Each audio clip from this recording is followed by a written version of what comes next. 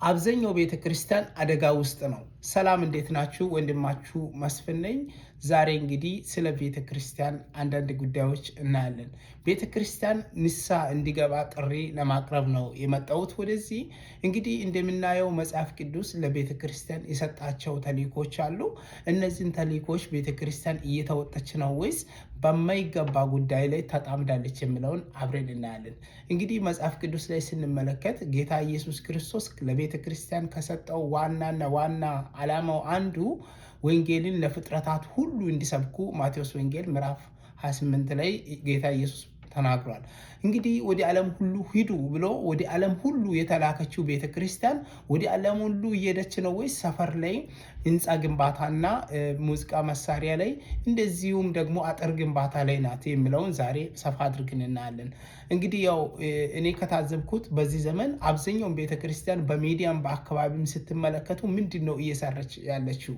አብዛኛው ቤተክርስቲያን ለህንፃ ግንባታቸው 10 ሚሊዮን ብር ይበጅታሉ። ለወንጌል ስራ ግን ገንዘብ የለንም በማለት አንድ ወንጌላዊ እንኳን እየላኩ አይደሉም። ቤት ላይ ያሉ ወንጌላውያን እንኳን ጫማ የተቀደደውን ጫማና የተቀደደውን ሸሚዝ ለብሰው ነው የሚዞሩ። ደሞዝ እንኳን በአግባብ አይከፈልም። ለምንድን ነው ቤተክርስቲያን በዚህ አይነት ውጥቀት የገባች? ቤተክርስቲያን ውስጥ ያሉ በርካታ ችግሮች አሉ። አንደኛውና የመጀመሪያው ለነፍሳት እንኳን በቂ ፍቅር አትሰጥም ቤተ ክርስቲያን።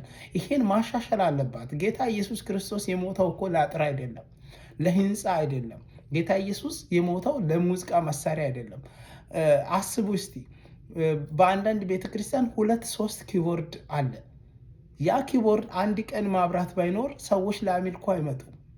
ኪቦርድ በሌላ ቀንና ማብራት በሄዳ ቀን አንድ ቀን ሙዚቃ ተጫዋች ባይኖር ቤተ ክርስቲያን ውስጥ ሰው ሁሉ ጸጥ ብሎ የሆነ መንፈስ ቅዱስ ያልወረደ ከተማ ይመስላል። ስለዚህ ወዳጆቼ ሰዎች የሚዘምሩ ለኪቦርድ ነው ወይስ ለጌታ ነው የሚለውንም እኔ እየታዘብኩ ይገኛሉ። ስለዚህ ወዳጆቼ ምን ለመናገር ነው? እንግዲህ ቤተ ክርስቲያን ለምንድን ነው የተጠራችው? ወንጌል ለመስበክ አይደለምን? አዳዲስ ነፍሳትን እንድታመጣ አይደለምን? ሰዎች ወደ ንስሐ እንዲገቡ አይደለም? ያ ከሆነ ቤተ ክርስቲያን ውስጥ የወንጌል ስራ እንዴት እየሄዳ ነው የሚለውን እንመልከት። ቤተ ክርስቲያን ውስጥ ወንጌል እየተሰበካ ነው ወይስ ወደ ሩቅ አገር ወንጌላዊ እየተላካ ነው? ሰዎች ቀንና ማታ የውይይት አጀንዳቸው የመሪዎች ምንድን ነው? የወንጌል ተልእኮ ነው? የወንጌል ስርጭት ነው? ወይስ የህንፃ፣ የአጥር፣ የኪቦርድ፣ የሙዚቃ መሳሪያ እንዲሁም የሌላ ኤሌክትሮኒክስ ነው? ወይም ሌላ የአደረጃጀት ውይይቶች ናቸው የሚበዙ? ቤተክርስቲያን ውስጥ አብዛኛው ጊዜ የሚወስዱ ውይይቶች የትኛው ናቸው? ዋና ጌታ ኢየሱስ የሞተለትን ዓላማ ትታለች ወይስ ያን ዓላማ በጣም እየሰራች ነው የሚለውን እስቲ እንታዝብ። እና በአብዛኛው ቤተክርስቲያን ስንመለከት እንግዲህ ቤተክርስቲያናት በጣም የተጠመዱት ዋናና ዋና ጉዳይ ምንድን ነው? ሁል ጊዜ እንዴት ነው የኛን ስልጣን የምናስቀጥለው? አጥሩን እንዴት እናስጨርስ? ሙዚቃ መሳሪያውን እንዴት እንግዛ? ይህን ቤት ብሎኬት እንዴት እንገነባ? ሌላ ተጨማሪ ቢዝነስ መኪና እንዴት እንግዛ? ቢዝነስን እንዴት እናስፋፋ? ቤተክርስቲያን ላይ እንግዲህ ኳየር እንዴት 5ኛ ኳየር ይጨመር የሚሉ ጉዳዮችና አንዳንድ እኛ ላይ የሚነሱ ሰዎችን እንዴት እንከልክላቸው፣ እንዴት ስልጣን ላይ እንቆይ የሚሉ እንጂ እንደዛ አይነት ውይይት አጀንዳዎች እንጂ ለበሽተኞች ገንዘብ እንስጥ የሚል የሌለበት። ካንሰር ታማሚ ቤተክርስቲያን ላይ እያለ አጥር ይታጠራል። ነፍስ እኮ እየሞተ ነው። ወንጌላዊ ልጅ አይኑ እየታመመ የወንጌላዊ ሚስት ወልዳ ተኝታ ለሱ አስፈላጊ ነገር አያሟሉም። ወንጌላዊ ጥሩ ልብስ አይለብስም፣ ጥሩ ምግብ አይበላም። ነገር ግን እነሱ ምን ያደርጋሉ? አጥር ጉዳይ ቢዚ አድርጓቸዋል። አንድ ወንጌላዊ 2000 ብር ከፍለው ከላኩ በቃ ወንጌል ሰርተው የጨረሱ ይመስል እኛ ወንጌላዊ ሊክናል ይላሉ የዘንድሮ ቤተክርስቲያናት። ፕሊዝ ቆይ፣ ለቤተክርስቲያን ህንፃ ግንባታ 10 ሚሊዮን በጅተን ለወንጌላዊ 100 ሺህ ወንጌል ለመላክ የለንም ስንል አንዳንድ ቤተክርስቲያን በጣም ያሳዝኑኛል። እኔ የገጠመኝን አንድ ነገር ልንገራችሁ በዚህ አጋጣሚ። አንድ ቤተክርስቲያን ገንዘብ እንዲረዳ ለህንፃ ግንባታ ገንዘብ አግዘን ብለው ደወሉኝ። እኔ ደግሞ ጠየቁ፣ ህንፃ ግንባታ ምን ያክል ብር እንደሚፈጅ ሲጠይቅ ወደ 2 ሚሊዮን ብር የቀረውን ስራ ለመጨረስ ያስፈልጋል አሉ። ቤቱ እንግዲህ እየተሰራ ከ10 ሚሊዮን በላይ የወጣ ቤት ነው እና ወንጌላዊ ልካችኋል ያልኩ፣ አይ አቅም የለንም ወንጌላዊ ለመላክ አሉ። እና ለ10 ሚሊዮን አቅም አላቸው፣ ህንፃ ሊገነቡ አቅም አላቸው፣ አጥር ሊያሰሩ አቅም አላቸው። ወንጌላዊ ለመላክ ግን አቅም የለም። ያ ብቻ አይደለም። ቤት ላይ ስንት ወንጌላዊ አለ? አንድ ደሞዙ ስንት ነው? 2500 አስቡ። እሱንም 4-5 ወር አይከፍሉም። እና እንደዚህ አይነት ቤተክርስቲያን ናት። ያ ብቻ አይደለም። ቤተክርስቲያን ውስጥ የታመሙ፣ የተራቡ፣ የተቸገሩ ባለሞታቸው እናቶች አሉ፣ አያግዙ። እንደዚህ ቤተክርስቲያን እንደዚህ መሆን አለባት ወዳጆች። ቤተክርስቲያን ውስጥ የተራቡ ነፍሳት እያሉ ለነሱ ግድ የማይሰጥ ቤተክርስቲያን ጌታ ኢየሱስ ደስ ይለዋል። ስለዚህ ቤተክርስቲያን እንዲህ ሊሆን በፍጽሞ አልተጠራም፣ አይገባም። ቤተክርስቲያን እሺ ቆይ ማን ይመግብ የተራቡትን? ቤተክርስቲያን ካልመገበች ማን ይመግብ? ቤተክርስቲያን የታመሙትን ካላሳከመች ከውጭ ሰዎች መጥተው ያሳክም። ቤተክርስቲያን ወንጌላውያንን ካላገዘ፣ ቤተክርስቲያን የተቸገሩ ሰዎችን ቤት ካልሰራ ማን ይስራ? ዛሬው እኮ እንደምናየው የውጭ ሰዎች በጣም ብዙ ስራ ይሰራሉ። ቤተክርስቲያን ግን አንድም ቤት ገንብታ አትሰጥም። እስቲ ታዝቡ የእናንተን ቤተክርስቲያን እያንዳንዳችሁ ያላችሁበትን። ምንድን ነው አጀንዳቸው? ኪቦርድ መግዛት አይደለም፣ አጥር አይደለም፣ ቀለም መቀየር አይደለም፣ የቤት ስራ አይደለም፣ ተጨማሪ ገቢ መሰብሰብ አይደለም። ማን ነው ለድሃ የሚያለቅስ ቤተክርስቲያን የትኛዋ ናት? በጣም ያሳዝናል ወዳጆች። ስለዚህ የቤተ ክርስቲያን ዋና ዓላማ ሊሆን የሚገባው የአጥር ስራ አይደለም፣ የቤተ ክርስቲያን ግንባታ ስራ አይደለም። እኔ ወንጌላዊ ላላከው ነገር ግን ትላልቅ ህንፃ ለገነቡ ቸርች ምንም አድናቆት የለኝም። ህንፃ ያስፈልጋል፣ አዎ ያስፈልጋል። ግን የመጀመሪያ ጉዳያችን አይደለም። የመጀመሪያ ጌታ ኢየሱስ ሲመጣ ያንተ ህንፃ እዚህ ነው የሚቀረው። አንድ ነፍስ ከ100 ሚሊዮን ብር ከተገነባው ከህንፃ ይበልጣል። አንድ ነፍስ ጌታ ቢመዝን ማኔ ቴቄ ፋሪስ እንደሚለው ቃል፣ በዳንኤል ላይ እንደምናየው ቃል ልክ እንደዛ በሚዛን ይከብዳሉ። ቤተክርስቲያን የሚሰራው ስራ የሚከብድ ነው ወይ? ጌታ ኢየሱስ ቢመዝን የተሰጠውን ተልእኮ ነው እየተወጣ ያለው። ለአጥር የምትጨነቁ ሰዎች፣ ሳተኙ የምታድሩ ሰዎች፣ ለበሽተኛ እከሌ ታመመ ብላችሁ አንድ ቀን እንኳን የማታስቡ ሰዎች በአጥር ጌታ ኢየሱስ የሚደሰት ይመስላችኋል? በፍጹም አይደለም። እስቲ የፈለገ ፎቅ ስራ፣ የጌታ ኢየሱስ ዓላማ እሱ አይደለም። የሞተለት ጉዳይ ለነፍሳት ነው የሞተው። ኢየሱስ የሞተው ለነፍሳት እንጂ ኢየሱስ የሞተው ለአንድ ለሚጠፋ ነፍስ እንጂ ለአንተ አጥር አይደለም፣ ለአንተ ህንፃ አይደለም፣ ህንፃ አይደለም።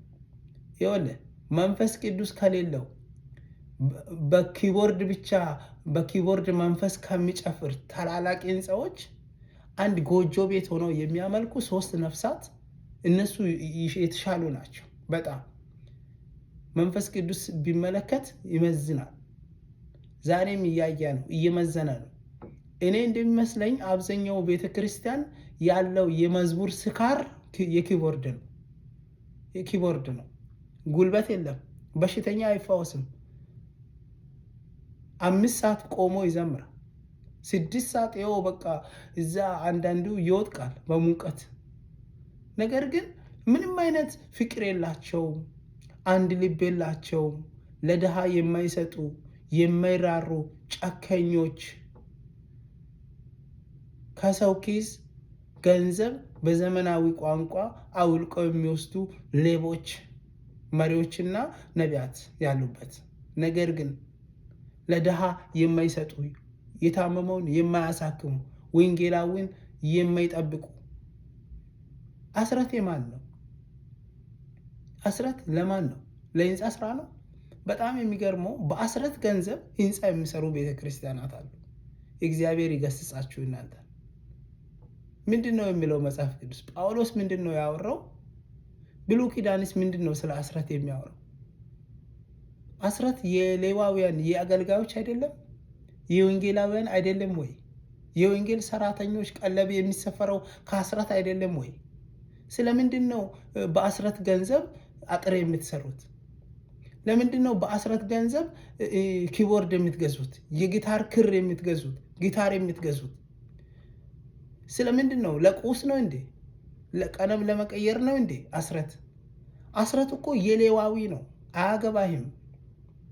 አስራት የሌዋዊ የአገልጋይ የሙሉ ጊዜ አገልጋዮች ሱፋቸውን ቢያሰፉ ኃጢአት አይደለም።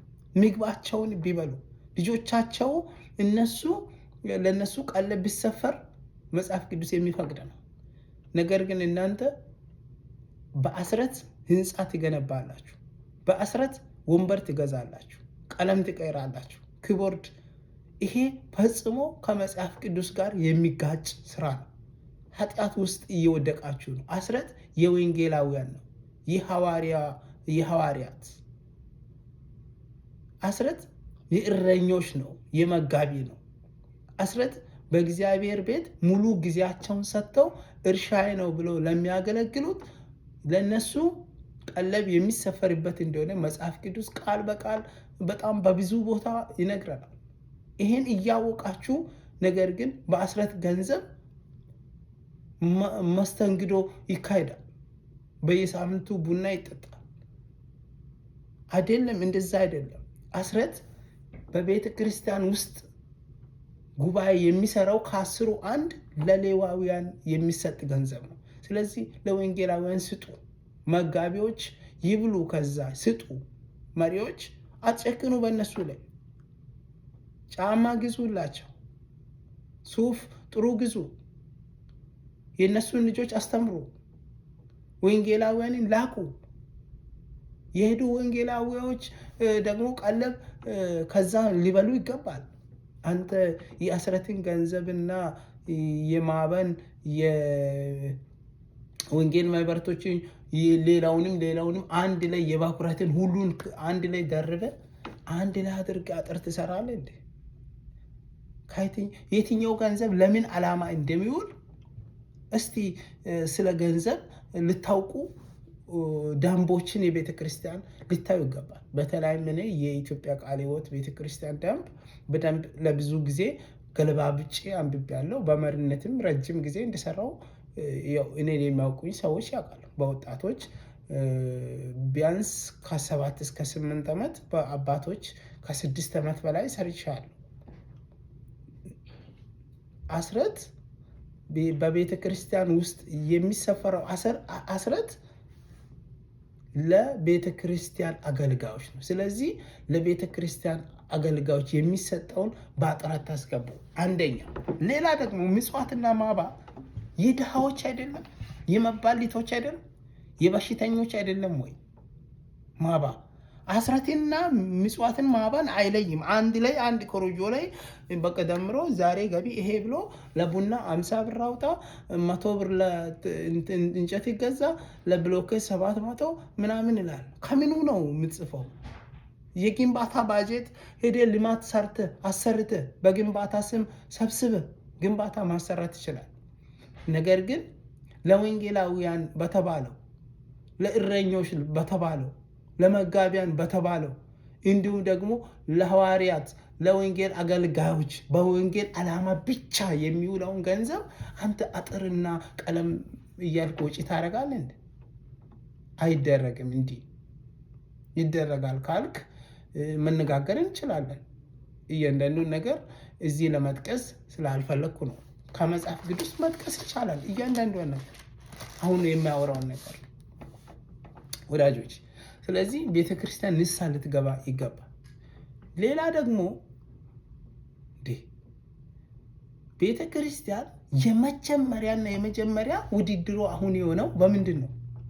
በህንፃ ነው፣ በወንበር ነው፣ በመሳሪያ ግዢ ነው፣ በአጥር ነው፣ በቀለም ነው። ቤተክርስቲያን ኢየሱስ ሲመጣ ቆንጆ ህንፃ የሰረች የትኛው ቸርች ናት የሚል ይመስላችኋል? አንተ ለሚፈርስ ነገር ዋጋ ትከፍላለህ እንዴ? እስቲ የማይፈርሰውን የእግዚአብሔርን መንግስት እንስራ። ወንጌል ያልደረሰ አካባቢ በርካታ ነው። ጌታ ኢየሱስን የማያውቁ ያልሰሙ ሰዎች አሉ። እንላካቸው። ዛሬም በምኩራብ ያሉ ብዙ ናቸው። ከዛ ቸርች ሰፈር ላይ የሚዞሩ ምኩራብ ላይ ልክ እነዛ ፋሪሳውያን እንደሚዞሩ ከዛሽ የማይወጡ ወጣ ብለው የማይሰብኩ አሉ። እንደዛ ሊሆን አይገባም። ስለዚህ እንውጣ፣ እንስበክ። ሂድ ደቡብ፣ ሰሜን፣ ሂድ ምዕራብ፣ ምስራቅ፣ ወደ ላይ ወደ ታች፣ በቅርብ እና በሩቅ ወዳሉት ወንጌልን ልናደርስ ይገባል። የቤተ ክርስቲያን ዋና ተልእኮ ይሄ ነው እንጂ ህንፃ አይደለም። ስለዚህ ተልእኳችንን ልንቀይር ይገባል። አብዛኛውን ሰዎች የሚያወሩ ነገር አለ።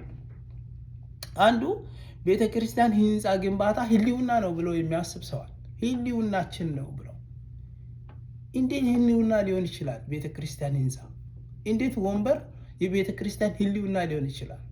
እንዴት ሙዚቃ መሳሪያ እና ኪቦርድ የቤተ ክርስቲያን ህልውና ሊሆን ይችላል? እንዴት ዋና የትኩረት አቅጣጫችን ሊሆን ይችላል? በፍጹም ሊሆን አይገባም፣ አይችልም። የቤተ ክርስቲያን ዋና አይን የሚባል የትኩረት አቅጣጫ አዳዲስ ነፍሳትን ወደ ቤተ ክርስቲያን ማምጣት፣ ዓለምን በወንጌል መድረስ ነው ዋናው። እና ህንፃ ግንባታ ጥሩ ቢሆንም ነገር ግን ቅድሚያና ትልቅ ባጀት የምንይዝበት ጉዳይ ነው። ቅድሚያና ትልቅ ባጀት ሊመደብለት የሚገባው ኢየሱስ የመጣለት ዓላማ ጉዳይ የወንጌል ጉዳይ ነው። ስለዚህ ለወንጌል ጉዳይ የመጀመሪያ ቦታ ልንሰጥ ይገባል። አንዳንድ ሰዎች የሚያደርጉ ትችቶች አሉ፣ ክርክሮች። ለምሳሌ አንዱ መጀመሪያ ማረፊያችንን እናስተካክል፣ ከዛ ቀጥሎ ሌላ ወንጌል እንሰብካለን፣ ለራሳችን አዳራሽ ወንበር ምናምን ሳይሟላ መጀመሪያ መቀመጫ ነው መስተካከል ያለብን የሚሉ ሰዎች አሉ። ጌታ ኢየሱስ እኮ ቤቱን፣ ትዳሩን፣ ልጆቹን፣ ቤተሰቡን ለወንጌል ስል ትቶ የወጣ እሱ አትራፊ እንደሆነ ተናግሮ ነበር። ስለዚህ የትኛው ከተማ ላይ ነው ጌታ ኢየሱስ ቤተ ክርስቲያን እዚህ ገነባ፣ እዚህ ሆናችሁ ሲበኩ ብሎ እሱ መቼ ቁጭ ብሎ ሰበካ? ስለዚህ ምንም አይነት ለቤተ ክርስቲያን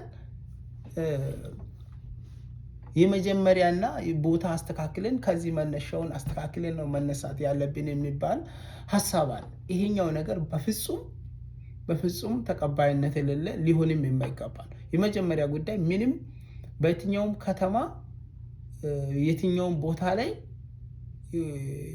ወንጌል ይድረስ እንጂ አንተ ቦታ ተስተካከለ አልተስተካከለም ጌታ ኢየሱስ ጉዳዩ አይደል፣ ከነፍሳት ጋር ነውና ያን ቤተ ክርስቲያን እንድታደርግ ለመናገር ነው። ሌላ እንግዲህ ብዙ ሰዎች እንደሚናገሩ ቤተ ክርስቲያን ውስጥ ዘመናዊ መሳሪያ ከሌለ ወጣቶች ይሄዳሉ፣ ሌላ ቸርች ይገባሉ፣ አምልኮ ሞቅ አይልም፣ ሰዎች አይመጡም።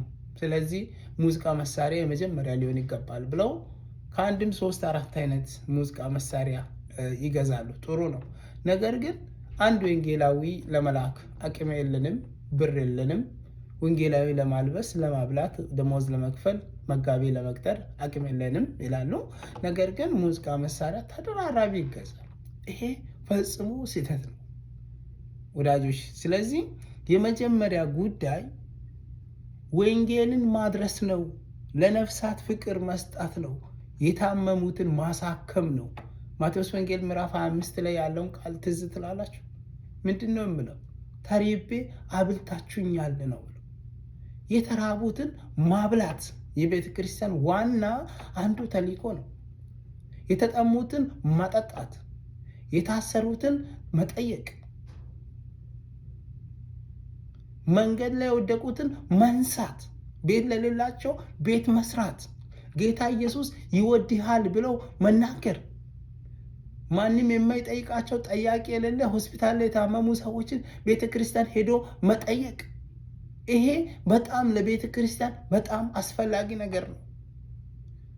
ስለዚህ ማብላት አለባት፣ ማሳከም አለባት፣ መጠየቅ አለባት፣ ማጽናናት አለባት ቤተክርስቲያን።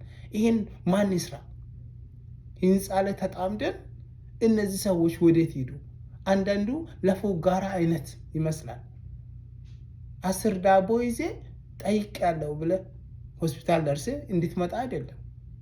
ወይም የሆነ 1 ደርዘን ለስላሳ ይዜ ፖሊስ ጣቢያ እኛ ጠይቀናል። እንደዚህ አይነት ፌክ አይደለም።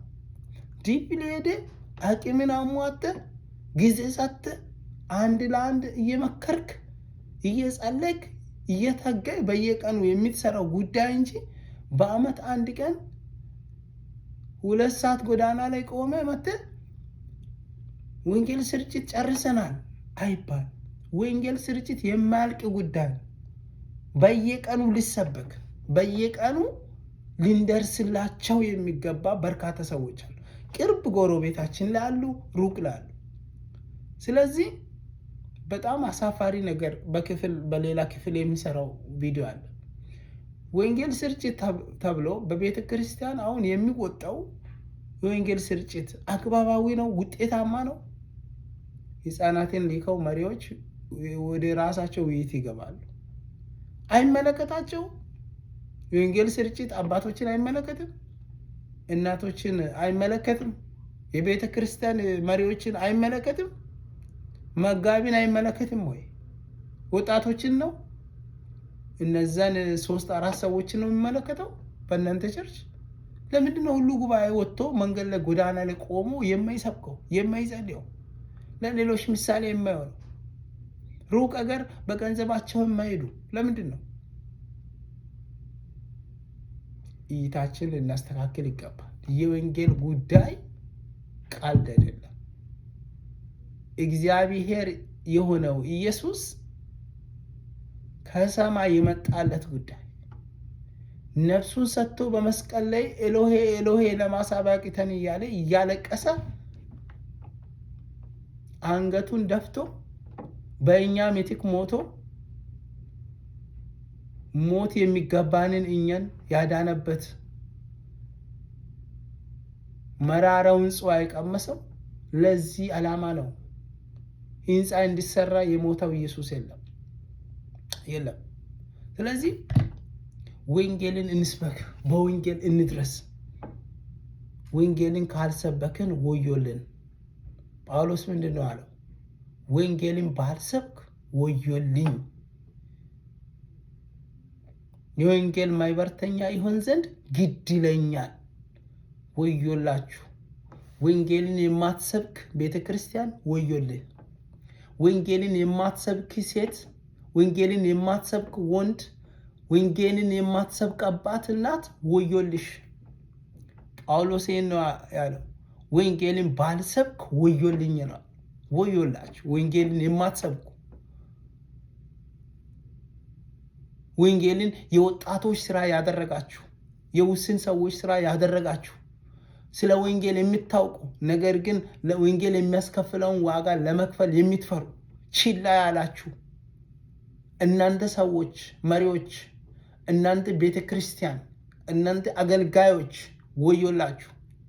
በሞቃ ሰፈር የምትዞሩ፣ በየመድረኩ የምትዞሩ ነገር ግን እዛ ከመድረክ ውጪ ላሉት ወደ መድረክ መምጣት ላልቻሉ በሽተኞች የማትሰብኩ፣ ገበያ ላይ ላሉ ሰዎች የማትሰብኩ፣ ጨለማ ውስጥ ለሚመላለሱ የማትሰብኩ፣ ለታመሙ የማትሰብኩ ነገር ግን ወደ እናንተ ሰዎች ሲመጡ ብቻ የምትሰብኩ፣ ወደ ሰዎች የማትሄዱ ወዮላችሁ። መጽሐፍ ቅዱስ ሲናገር ወደ ዓለም ሁሉ ሂዱ ነው የሚለው እንጂ እናንተ ቸርች ሰዎች ሲመጡ ሲበኩ የሚል አይደል። ሄደን ማሄድ አለብን። ጊዜ ያጣችሁ ሰዎች ገንዘብ ስጡና ወንጌላዊ ቅጠሩ። ይህን በማድረግ ወንጌልን መስበክ ይቻላል። ስራ ቦታ ላይ ስለ ኢየሱስ እናውራ፣ መንገድ ላይ እናውራ። ባገኘን አጋጣሚ ሁሉ ይህ ወንጌል ነፃ አውጪ እንዲሆን እናውራ። አናፍርበት። ጌታ ኢየሱስ ስለኛ ራቁቱን ሲቆም እኮ አላፈረም። መጽሐፍ ሲናገር ስለ እኔ ሊመሰክር ሊናገር በሰው ፊት የሚያፍር በአብ ፊት ያፍራል ነው። ነገር ግን በሰው ፊት ያላፈረ ስለ እኔ ለሚመሰክር እኔ በአብ ፊት ይመሰክርለታለሁ ይላል። ስለዚህ ጌታ ኢየሱስ ራቁቱን 100% ራቁት 100% ራቁት ነው። በዚህ ወይ ኢየሱስ ሲሰቀል የሆነ ለሰው እይታ ስለማይመች የተወሰነ ፋር ተሸፍኖ በፊልምና በሲሎች የምናየው አይነት አይደለም። 100% ራቁቱን ቆሞ ሳያፍር ባንቺ ያንቺን እፍረት ሁሉ የወሰደ ያንተን እፍረት ሁሉ የወሰደውን ኢየሱስን መስበክ ትተን እሱን ማሳያት ትተን ህንፃ ማሳያት ኪቦርድ አቅማችንን ማሳያት ይሄ ነውር ነው። ቤተ ክርስቲያን ንስሐ እንድትገባ ያስፈልጋታል ያልኩበት ይህንን ነው። ምናልባት ወንጌልን የምትሰብክ እንዲህ እየቃተተች ያለች ለበሽተኞች የሚደርስ እውነትን የዚህ ወንጌል ውስጥ የተጻፈውን በጎ ስራዎችን የምትሰራ የሚተጋ ቤተ ክርስቲያን ካለች እግዚአብሔር ይባርካት። ነገር ግን በእኔ እይታ ኦልሞስት በአጠቃላይ በሚባል ደረጃ እኔ ከዚህ ውስጥ ተነጥሎ 2-3 ቸርች ራሱ ይቀራል ብዬ አላስብም። በጣም ወጥቀናል። ንስሐ ያስፈልገናል። ቤተ ክርስቲያንን ወደ ንስሐ ጥሪ እጠራለሁ። ይህን የምትሰሙ የቤተ ክርስቲያን መሪዎች የቤተ ክርስቲያኑ ትኩረት በወንጌል እንዲሆን በጌታ ስም እጠይቃለሁ። በነፍሳት ላይ እንዲሆን በጌታ ስም እጠይቃለሁ። የእናንተ ትኩረት የቤተ ክርስቲያን ትኩረት በአዳዲስ ነፍሳት እንዲሆን በጌታ ስም እጠይቃለሁ። በጌታ ስም በወንጌል ስም እጠይቃችኋለሁ። አደራ ይህን ቃል እየሰማኝ ከሆነ አደራ እናንተ ለህንፃ ሲባል 100,000 የምትሰጡ ለወንጌል ሲባል ግን 50 ብር የምትሰጡ ሰዎች ጌታ ይህን መንፈስ ከእናንተ ይምታ። ህንፃ ነው ወይስ ወንጌል ነው የሚበልጠው? በቀጣይ ቪዲዮ ብዙ እናወራለን። ስለሰማችሁኝ አመሰግናለሁ። ቪዲዮ ይቀጥላል። ወንድማችሁ መስፍን ነበርኩ። ስለሰማችሁኝ ቴንኪዩ። ላይክ አድርጉ። ይህን ቤት ደግሞ ፎሎ በማድረግ ዩቲዩብን ሰብስክራይብ በማድረግ አብረን አንዳንድ ሀሳቦችን እንከፋፈላለን። በጣም ወዳችኋለሁ። ስለ ሁሉ ነገር ተባረኩ።